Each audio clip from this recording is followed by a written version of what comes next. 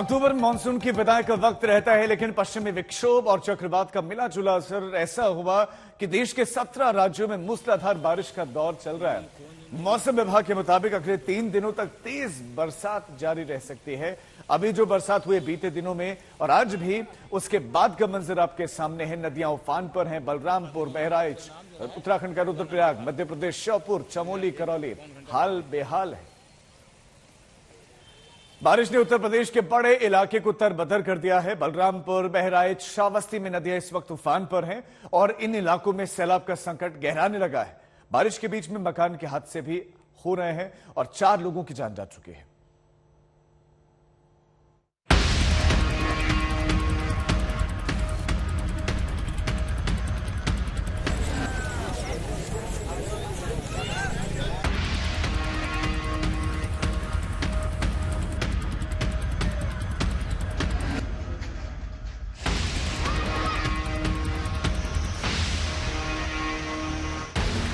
कहीं डूबी हुई कार तो कहीं सड़क पर चल रही नाव। लगातार बारिश से यूपी का बलरामपुर जिला बेहाल है। यहाँ बाढ़ की स्थिति और भयावह होती जा रही है। बाढ़ के कहर से जिले में हाहाकार मचा हुआ है। पहाड़ी नाले और राप्ती नदी उफान पर है। राप्ती नदी का पानी किनारा तोड़कर आसपास के इलाकों में भर गया है। 100 से ज्यादा गांव पानी से घिर गए। जिले से गुजरने वाली राष्ट्रीय राजमार्ग पर बाढ़ का पानी बहने लगा है। बाढ़ का पानी शहरी इलाके के कई मोहल्लों में घुस चुका है। गांव के साथ साथ शहर के कई मोहल्लों में नाव चलाई जा रही है। जिला मुख्यालय के घुगुलपुर गांव में स्थित जवाहर नवोदय विद्यालय के अंदर बाढ़ का पानी घुस चुका है। बाढ़ के हालात देखते हुए अवकाश घोषित कर दिया गया है। यूपी के बहराइच जिले का हाल भी कमोबेश ऐसा ही है। पिछले 3 दिनों से हो रही बारिश से बहराइच की दोनों प्रमुख नदियां उफान पर हैं। सरयू नदी के बढ़ते जलस्तर से निचले इलाकों में 150 गांव बाढ़ की चपेट में आ गए। घाघरा नदी का बढ़ रहा जलस्तर बड़ा संकट बन चुका है। सड़क के ऊपर 1.5 फीट ऊपर तक का पानी चल रहा है। पानी से घिरे गाँव में लगातार रेस्क्यू ऑपरेशन चल रहा है।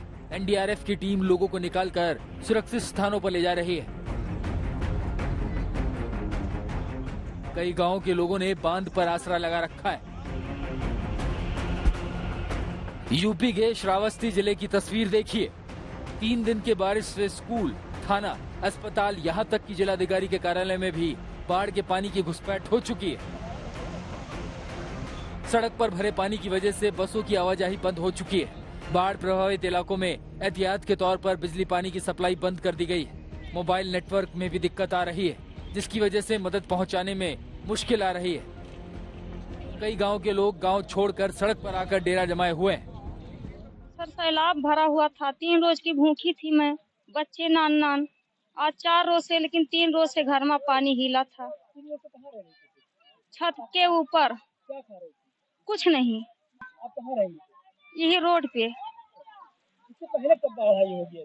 सन 2014 में। श्रावस्ती जिले में एनडीआरएफ की 11 टीमें और 4 नावें रेस्क्यू में लगी हुई हैं। एक दिन में 600 से 700 लोगों को सुरक्षित निकाला जा चुका है।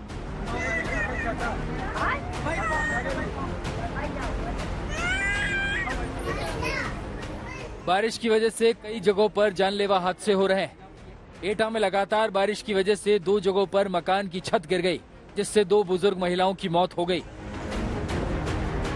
मौसम विभाग के मुताबिक करीब 17 राज्यों में अगले 2 से 3 दिनों तक बादल जमकर बरसने वाले हैं। देश के पूर्वी हिस्से में चक्रवाती हवाओं का दबाव बना हुआ है। महाराष्ट्र में मौसम विभाग ने येलो अलर्ट जारी किया है। उधर चक्रवाती हवाओं का असर तटीय आंध्र प्रदेश और आसपास के क्षेत्रों पर बना हुआ है। श्रावस्ती से पंकज वर्मा, बहराइच से रामबरन चौधरी के साथ सुजीत कुमार, बलरामपुर, आज तक।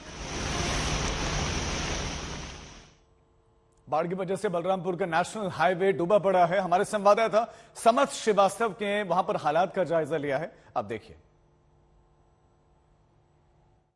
उत्तर प्रदेश में बाढ़ ने एक दफा फिर दस्तक दे दी है। राप्ती नदी उफनाई सी है।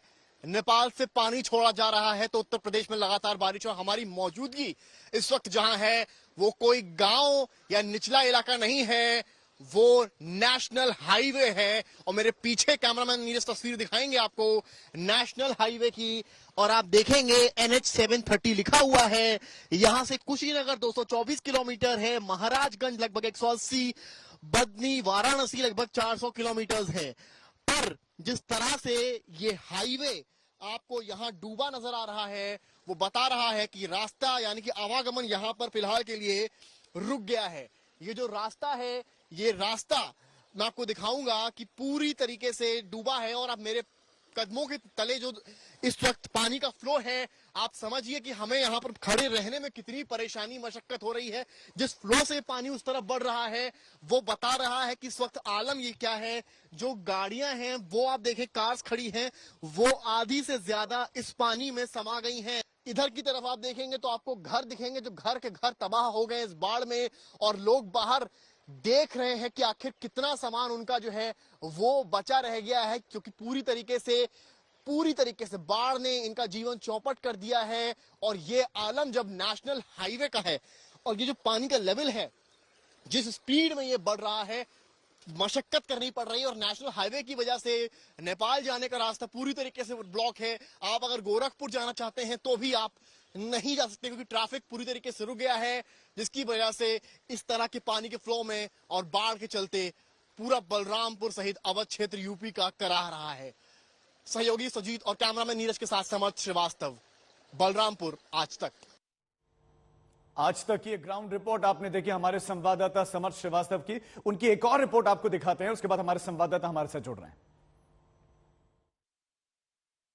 बलरामपुर में बाढ़ के चलते घर के घर डूब गए हैं और हम जो नेशनल हाईवे से रिपोर्ट कर रहे हैं उसी के बगल में एक घर बना है, वहां आए हैं और आप देखेंगे कि किस तरह से यहाँ आलम है कि सिलेंडर तो है घर पे पर इस्तेमाल नहीं कर सकते हैं, पंखे लगे हैं पर बिजली का इस्तेमाल नहीं हो सकता। अब ये देखिए यहाँ पर पूरा का पूरा सिलेंडर डूब गया है। जो अलमारियां हैं जिसमें घर के सामान रखे हैं वो डूब गई हैं।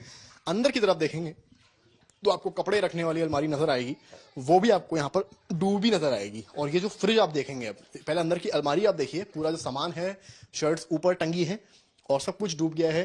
कुछ सामान बचाने की भी कोशिश यहाँ पर करी गई है, उसको ऊपर की तरफ रखा गया है। पर आप देखेंगे कि किस तरह से बाढ़ जब आती है जीवन अस्त व्यस्त हो जाता है। और ये आप तस्वीर देखिए फ्रिज की, यहाँ से फ्रिज जो है उसको ऊपर की तरफ रखा गया है, यानी कि पानी ज्यादा आ गया है, इस वजह से नीचे एक मेज रख दी गई है।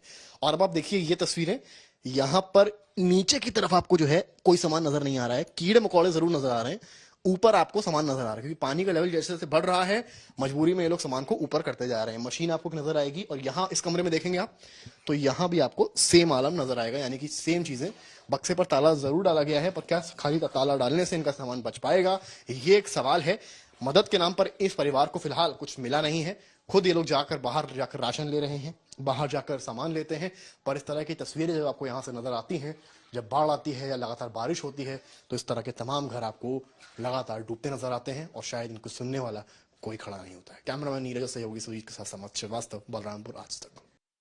दो अलग अलग रिपोर्ट्स आपने देखी और उसके बाद हालात क्या है वो आप समझ गए हैं, लेकिन क्या प्रशासनिक मदद मिल रही है या फिर नहीं, बताने के लिए हमारे संवाददाता समर्थ श्रीवास्तव हमारे साथ लाइव जुड़ गए वहीं से।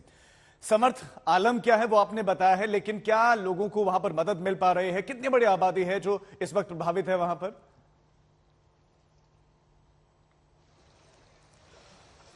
राजीव, आबादी की बात करें तो काफी गांव हैं जिनका संपर्क टूट गया है, पर सबसे बड़ा मसला प्रशासन को, सरकार के लिए ये है कि बलरामपुर के जो शहरी इलाके हैं या हाईवेज हैं वहां तक पानी आ पहुंचा है। और आज तक आ पहुंचा है ग्राउंड जीरो पर, उस नेशनल हाईवे पर, जहां पर हमारा खड़ा होना तो बहुत मुश्किल है, क्योंकि जो फ्लो ऑफ पानी का मेरे इर्द गिर्द देख रहे हैं राजीव, आपको अंदाजा लग रहा होगा किस वेग से ये पानी यहां से निकल रहा है और हमें मूवमेंट करने में बहुत परेशानी हो रही है। हालांकि तमाम लोग ऐसे हैं जो मजबूरी में जा रहे हैं, राशन लेने जा रहे हैं, सामान लेने जा रहे हैं। पर अगर मैं सबसे पहले आपको पीछे की तस्वीर दिखाऊं तो आप देखिए यहाँ पर बड़ा सा बोर्ड लगा है नेशनल हाईवे का, और ये रास्ता गोरखपुर, सिद्धार्थनगर, नेपाल की तरफ जाता है। एक तरफ एक सामने का एंड जहां आपको एक ट्रक खड़ी नजर आएगी, यानी कि कुछ लोग वहां खड़े हैं जहां से पानी भरना शुरू हुआ है। राप्ती नदी उफनाई हुई है और इर्द गिर्द से पानी आ रहा है। जो डेंजर मार्क है वो 105 है और इस वक्त 1.5 मीटर ऊपर बह रहा है डेंजर लेवल से।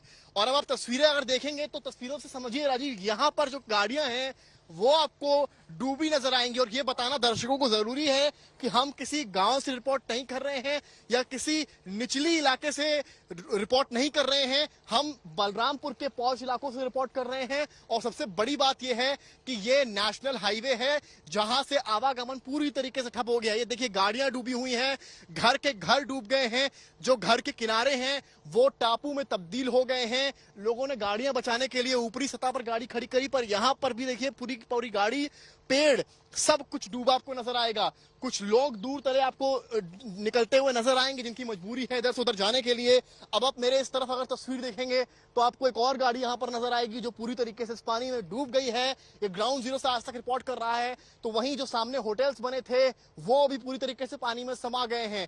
अब थोड़ा सा कैमरा अगर नीरज कुमार पैन करेंगे कैमरामैन मेरे, तो आप देखेंगे कि सामने आपको एक बेबस सा परिवार नजर आएगा जो छतों पर बैठा है, अपने दरवाजों पर खड़ा है, हाथ में उनके चप्पलें हैं और ऊपर सारा सामान गृहस्थी है। और वो कहीं ना कहीं इंतजार कर रहे हैं उस मदद की जो अभी तक शायद उनको नहीं मिली है। एनडीआरएफ की नाव, एसडीआरएफ की नाव जरूर बलरामपुर में आप पहुंची हैं, पर कब तक यहां पहुंचेंगी, कब तक इनको मदद मिलेगी, ये एक बड़ा सवाल है राजीव। बट ये तस्वीरें जो हैं लगातार हम आपको दिखा रहे हैं कि किस तरह जो से पानी का तस्वीरें वेग समर्थ यहाँ आप दिखा रहे हैं बढ़ता जा विचलित और कर अगर देने वाली रिपोर्ट्स की हैं माने तो ये कि पानी आजादी का के इतने सालों के बाद भी, लोकतंत्र के बाद भी हालात बदल नहीं रहे हैं और हालात असामान्य है वहां पर। और प्रशासनिक व्यवस्था, तमाम प्रशासनिक इंतजामों का इंतजार ही लोग कर रहे हैं, राह तक रहे हैं, लेकिन अभी तक इंतजाम और खाने पीने की जो चीजें हैं वो नहीं पहुंची। आज तक HD सबसे तेज, सबसे ज्यादा।